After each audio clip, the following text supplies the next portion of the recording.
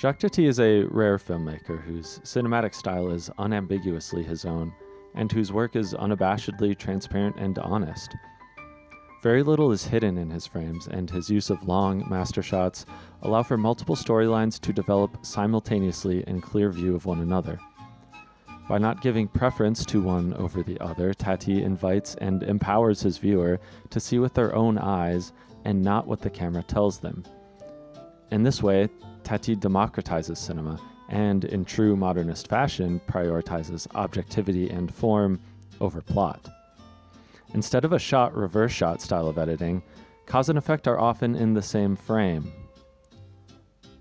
If a close-up had been done of the airplane in this shot, then everyone could see it. But Tati doesn't want to do just a gag for the sake of it, but rather as part of the whole.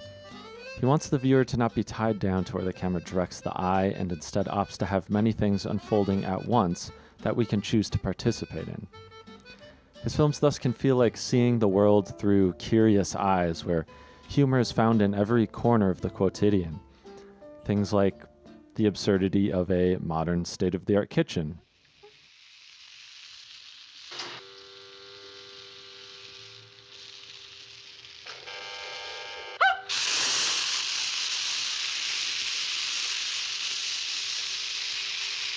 Reculez-vous un peu, c'est pour le jus.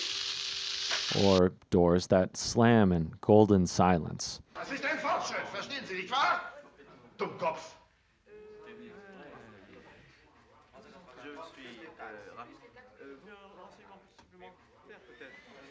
These are humorous, hyperreal exaggerations of our constant pursuit of the new that Tati's films interrogate with a childlike glee.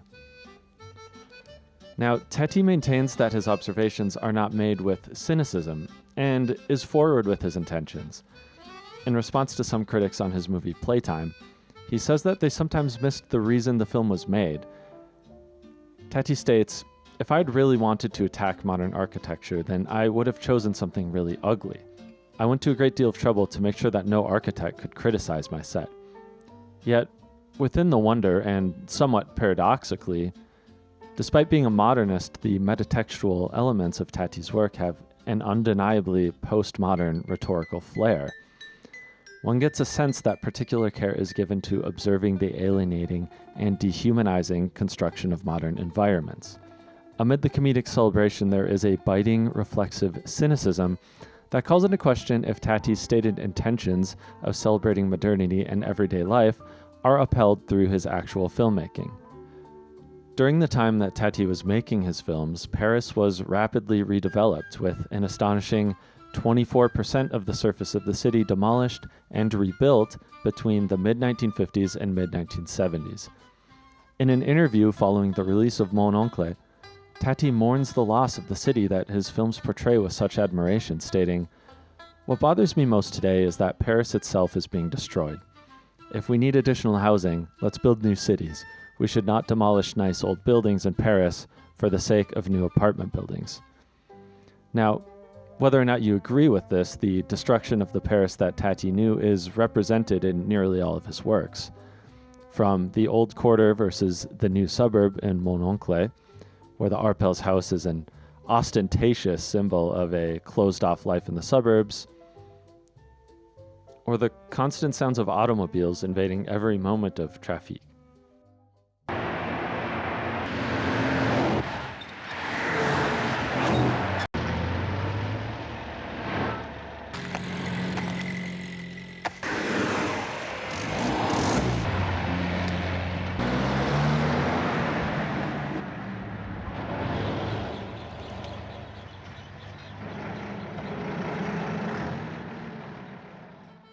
Or the cubes that compose most of the architecture in Playtime, where the old Paris that Tati yearns for is only seen in momentary reflections off of the predominantly glass architecture that has replaced the buildings of old and come to define the modern landscape. So while Tati may not explicitly say that he is ironically detaching from a world he sees as increasingly hollow, boring, and homogeneous, his images often tell a different story.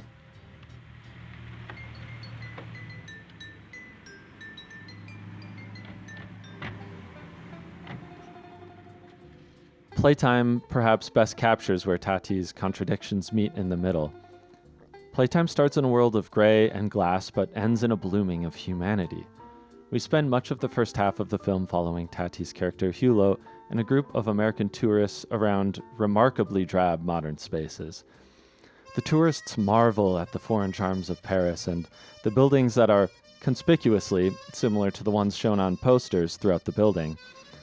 At one point even remarking that they even have American products here. Meanwhile, Hulo finds himself lost in a maze of gray cubicles. There are still jokes littered throughout, but the soulless modern world seems to encroach from all sides. It is later in the film's 48-minute royal garden sequence that Tati flips the script and changes his stance from one of critique to one of celebration. The catalyst for this change?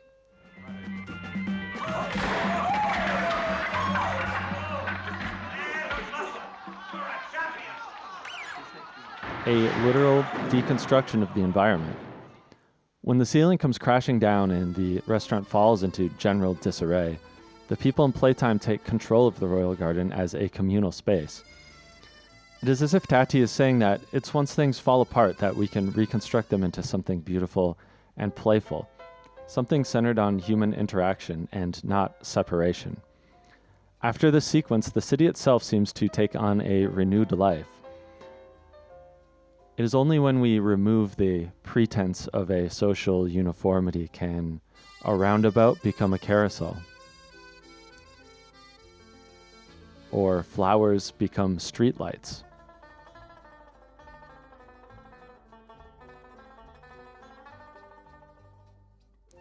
And Tati shows us that amidst the gray uniformity of our modern environment, if we're paying attention, there is no shortage of humor or beauty to be found.